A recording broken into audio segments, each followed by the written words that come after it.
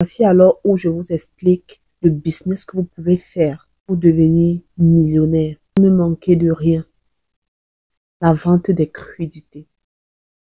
Ce n'est pas les business qu'on dit top 5 des business que vous pouvez commencer avec 10 000 et vous vous en sortez. Je vous dis un business qui est parmi les top 5 des business que les gens disent dans tous les YouTube là.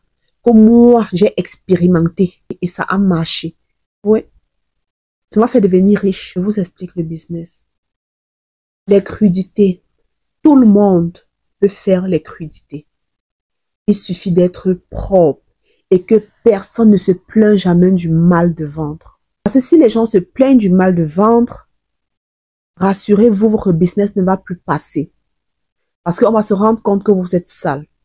Prenez la peine de bien prendre soin des aliments que vous partez vendre aux gens. Si vous-même vous étiez sale, faites l'effort que pendant votre commerce, vous soyez propre pour faire fonctionner votre business. Personne ne s'est jamais plaint.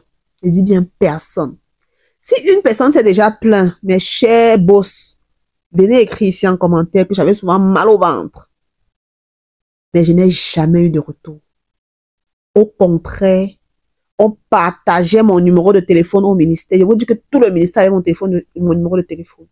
J'ai commencé à vendre au ministère des Finances et au ministère de la Sécurité sociale.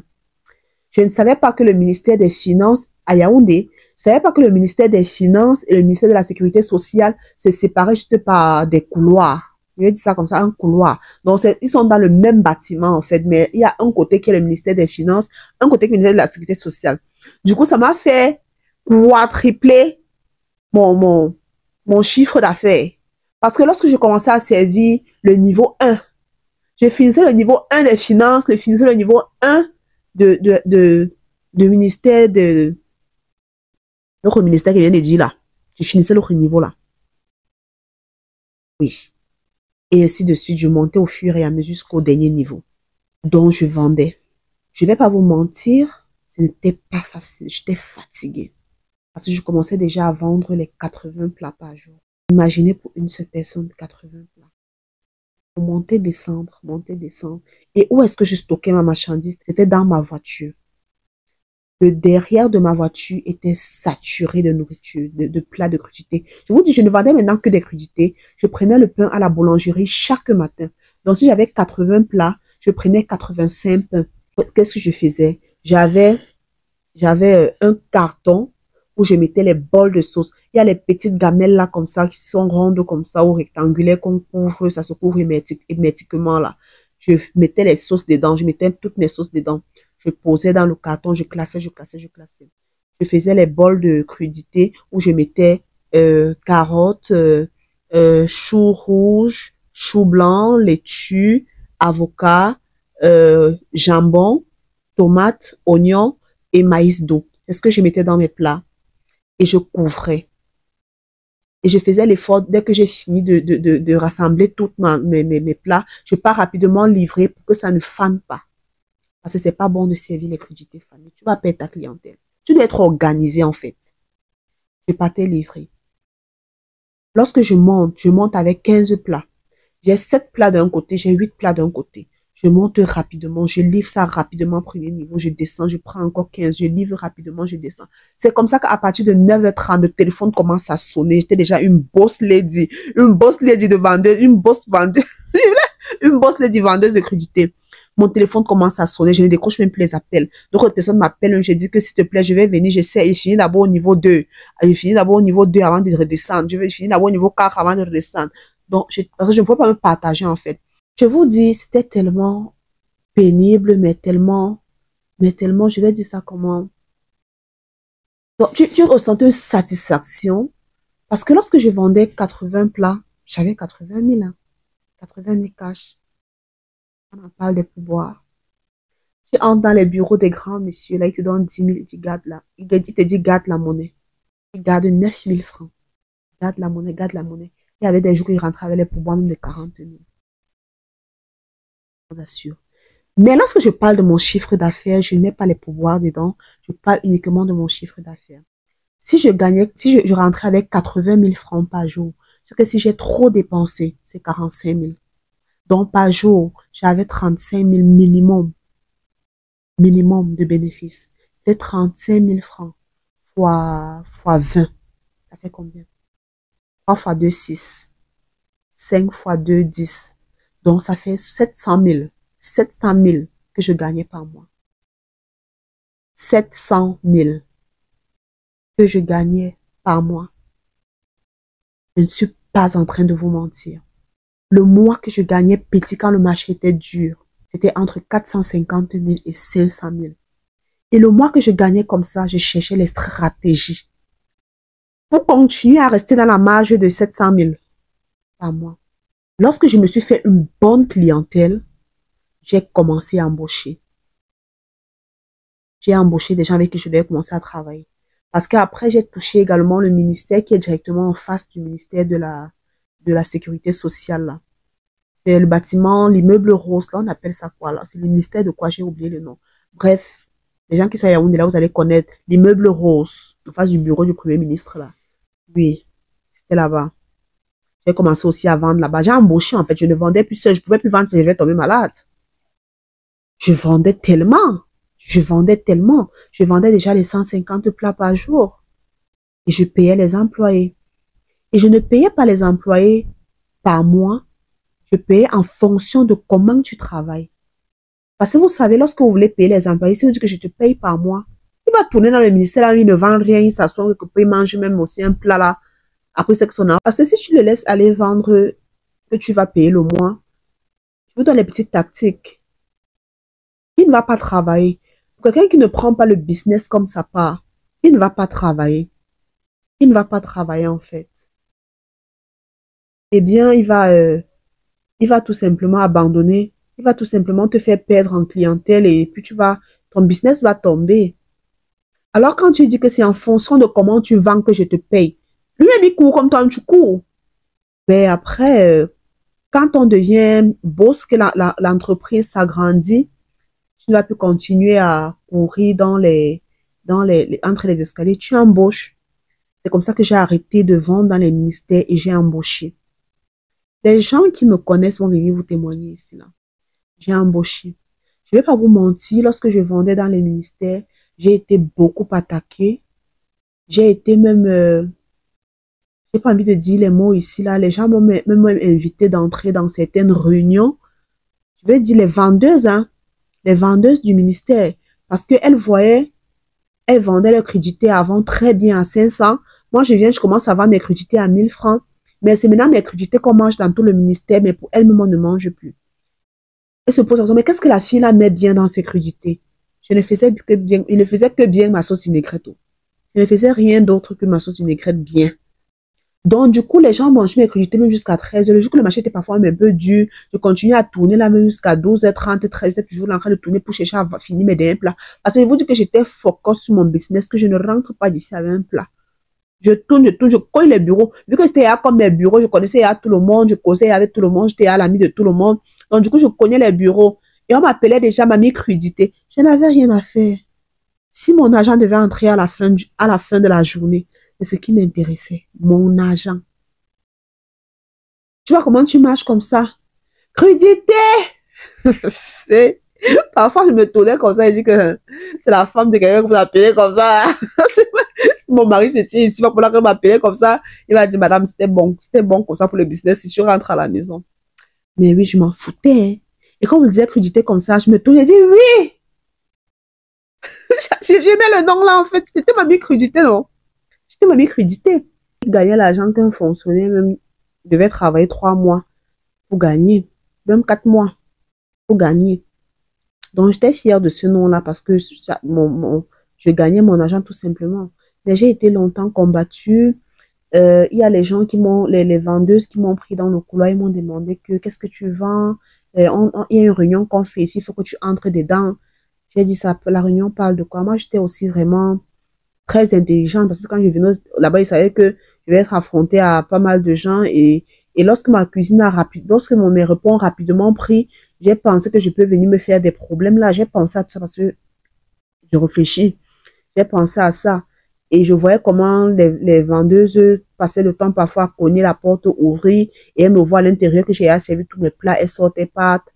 Je sentais que je devais me faire des problèmes là-bas. Du coup, elle me demande, il y a une réunion là qu'on fait, il faut que tu entres dedans. J'ai dit que la réunion parle de quoi? Elle dit que oui, c'est une bonne réunion entre nous, les vendeuses de machin et tout. Mais juste que je ne suis pas vendeuse comme vous. Oui, je suis vendeuse, mais je ne suis pas vendeuse comme vous. Pourquoi vous voulez que j'entre dans votre réunion? Quelle qualité de réunion? J'ai tourné, je suis jamais entrée, en fait. Je suis jamais entrée. Mais je laisse allumer, elle ne me répondait pas. Après, je dis, je laisse allumer, je laisse allumer plus. Ils avaient les comportements, genre vraiment la jalousie. Genre que tu fais un genre là, on peut même te faire quelque chose là-bas, je ne vais pas prononcer le nom.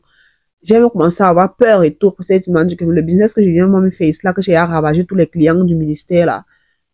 Comme on dit souvent, quand tu fais ton, chacun a son business, chacun a son client. Mais en même temps, je ne sais pas comment elle préparait. Mais honnêtement, moi, je voyais de mes propres yeux, elle ne vendait plus comme elle vendait. Elle ne vendait plus comme elle vendait. Mais moi, quel était mon problème? Moi, j'étais là pour vendre, mais j'étais là pour faire la pitié. J'étais là pour vendre, non? Si je pouvais encore maximiser et vendre encore davantage, je devais seulement vendre, non? Donc, du coup, c'était vraiment pas facile. Et après ça, il y a eu maman, là, la doyenne, qui m'a sorti un truc là que, il y a un truc là qu'on cotise, c'est 10 000 par personne. Ciao, putain, jusqu'à demain pour donner ça. On me parlait d'une certaine façon. Je restais comme ça, et que celle-ci là, quand même, à qui n'aurait parlé. Je suis très humble, mais les gens ne viennent pas me manquer de respect, ils viennent pas me piétiner. Ils viennent me donner ça. On allait voir le commandant du ministère. On s'est plaint. Le lendemain, quand je suis arrivée, on est venu me prendre, on a dit que je pose mon sac de crudité là, dans les 15 plats que je monte avec, je pose ça là, et je vais plus vendre au ministère. J'ai été combattue, je vais plus vendre au ministère. J'ai passé toute la journée à supplier jusqu'à 15h30 lorsqu'il devait fermer son bureau, il m'a chassé et tout et tout. Comme j'avais déjà aussi beaucoup d'amis au ministère, les grands types, c'est vrai, les intentions n'étaient pas seulement au niveau de crudité, les intentions étaient poussées, mais je n'avais jamais cédé, jamais donné l'occasion qu'on essaye de parler jusqu'à arriver à ce niveau-là. En fait, avec mes clients, tous ceux-là qui me draguaient, je ne leur donnais pas l'opportunité de pouvoir bien être à l'aise dans le drague. Je ne leur donnais pas du tout l'opportunité. Je leur faisais vraiment croire que je suis une fille, je vais dire ça comme ça, naïve, qui ne comprend rien et qui ne connaît que vendre. C'est ce que je leur faisais comprendre, mais avec de la classe. C'est pas comme si je faisait comme une fille du village. Non. Ne faites pas comme les filles du village. Soyez classe. Sachez comment repousser l'homme sans toutefois vous créer des ennemis. Parce que ce sont vos dragueurs là qui vont toujours acheter et dire dans tous les bureaux qu'il y a une fille là comme ça là qui vend les crudités ici là. Ces crudités sont bien. Quand vous allez la voir, elle est toujours bien habillée, toujours propre et elle sent toujours bon.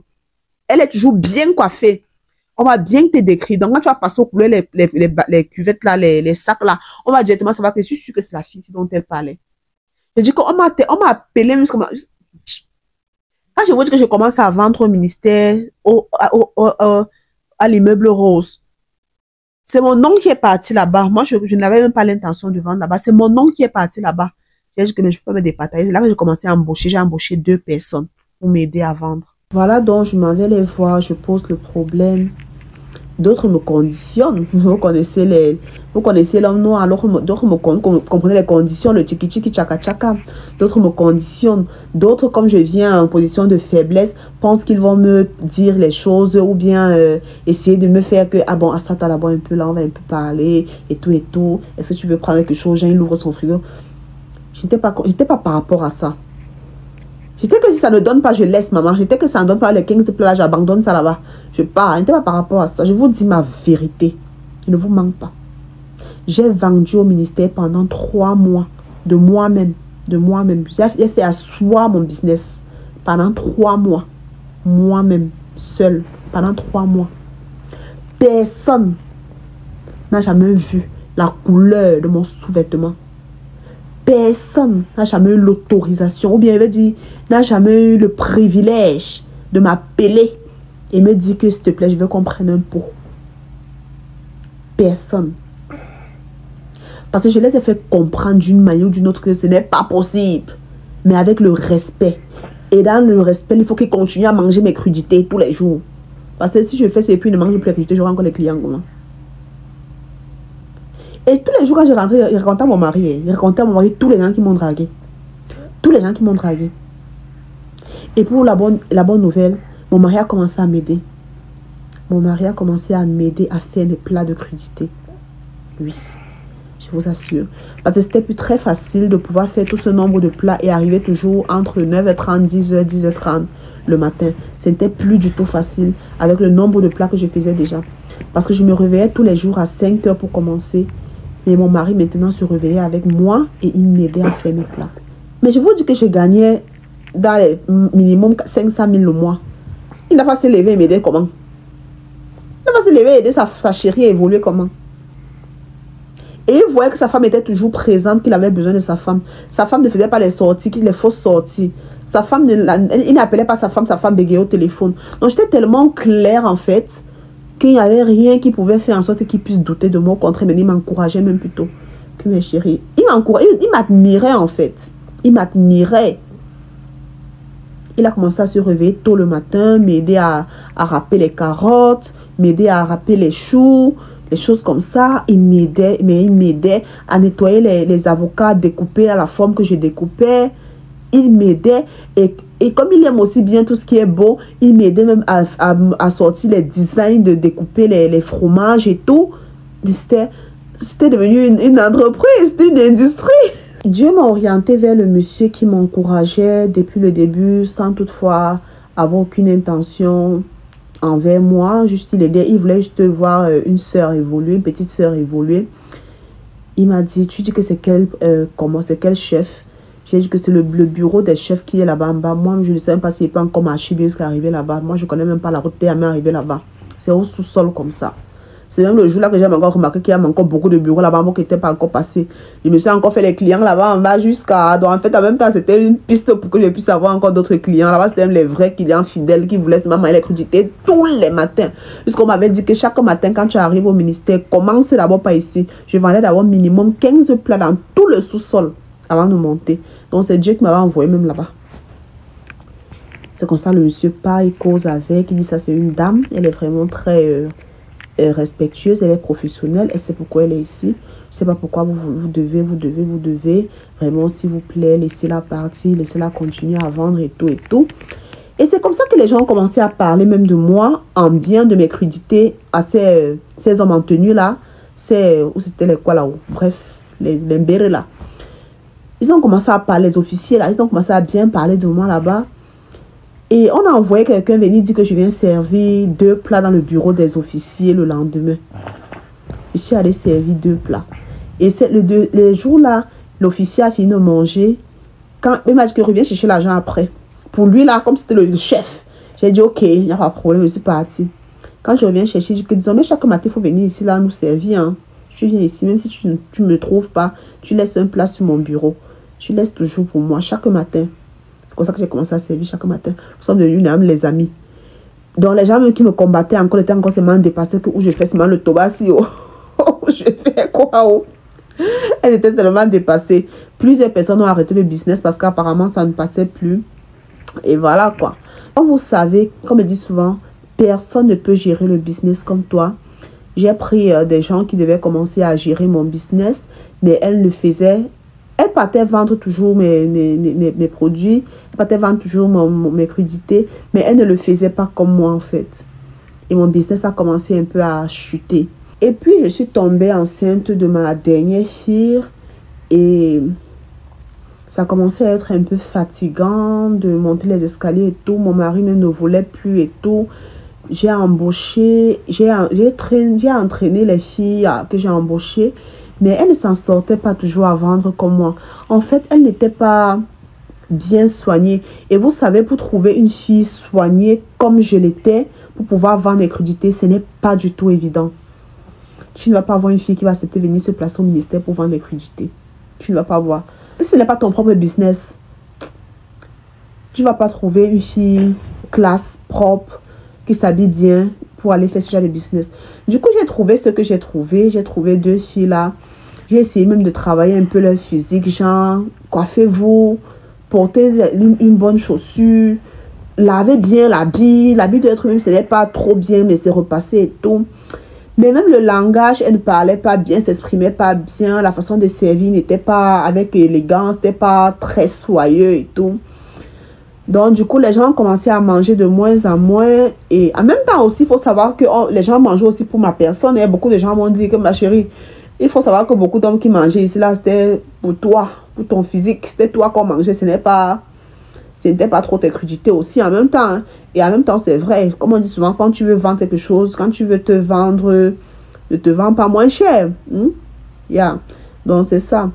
Ça a commencé à chuter un peu. Ça n'est pas vraiment facile. Ensuite, je me fatiguais. Vraiment, je me fatiguais déjà vraiment beaucoup. Et les filles ne m'encourageaient pas. Elles ne vendaient plus bien. Et je ne me voyais pas en train d'aller au ministère avec un long ventre. Ça devenait compliqué. Et après, les filles voulaient me taper. Il y a une des filles qui a commencé à me taper d'eau. Elle a commencé à aller vendre au ministère. Mais elle ne savait non pas que j'ai plein de contacts au ministère qui m'ont fait comprendre que, mais Aurel, comment tu fais à ta sauce là, c'est lolo comme ça. Comment tu fais à ta sauce là, c'est comme ça. Comment tu fais à ta sauce là, c'est comme ça. J'ai dit que comment ma sauce est comme ça. J'ai dit comment ma sauce est comme ça. C'est la même chose que je fais toujours, non. Rien n'a changé sur ma sauce. Elle me pose la question que, il y a une petite fille que tu envoies vendre ici là, non. J'ai dit oui. Elle me dit que, mais, ma chérie, je ne suis pas sûre que plusieurs personnes m'ont appelé. Que c'est toujours toi tes crudités là. Que je ne suis pas sûre que c'est toujours tes crudités qu'elle vend. Hein. J'ai dit, comment ça, ce ne sont pas mes crudités? Ce sont mes crudités. Elle me dit que la fille là vend ses crudités. Ce n'est pas tes crudités. Je connais ta sauce, je connais même comment tu présentes tes crudités. Ce n'est pas ta part. Même le pain n'est même plus pareil parce qu'il prenait le pain d'une bonne boulangerie de la place. Tout le monde me disait seulement que vraiment, ce n'est plus. Et on me ramenait tous les jours les 15 plats. On me ramenait les 10 plats. Maman, regardez les pertes. J'ai dit que la fête ici, là, c'est comment et je vais faire comment. J'ai dit que non. Les filles ici vont me faire que tout l'argent que j'ai gardé, si là, j'ai gaspillé encore ça comme ça là pour rien.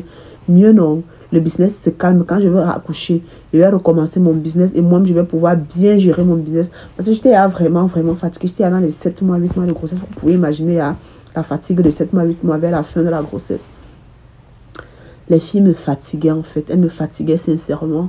Et j'ai demandé qu'elles arrêtent. Et là, quand j'ai demandé qu'elles arrêtent, une des petites continuait donc à vendre.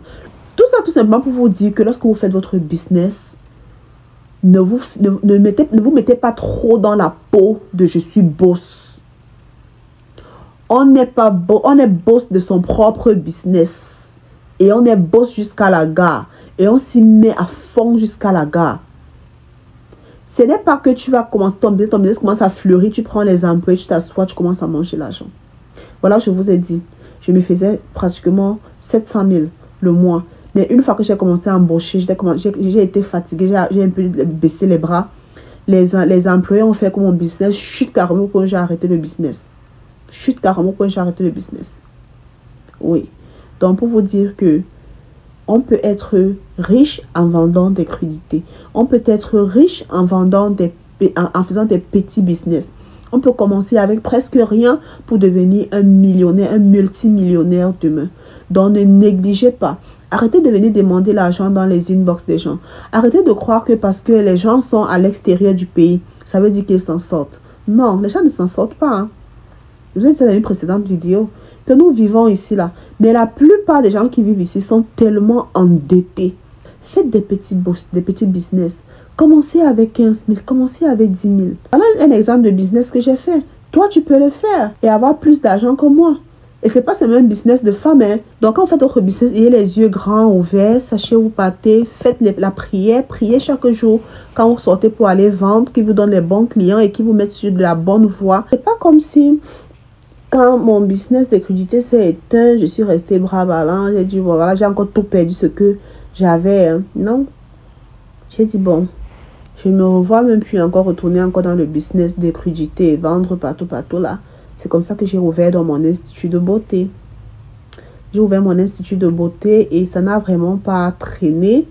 Ça n'a pas traîné du tout. Et on a été sélectionné à la DV Loterie. Et j'ai été obligée de revendre encore mon institut que j'avais investi. Ça faisait à peine quelques mois. Et je suis venue ici, aux États-Unis. Donc voilà mon petit parcours, comment je suis devenue millionnaire au Cameroun. Et oui.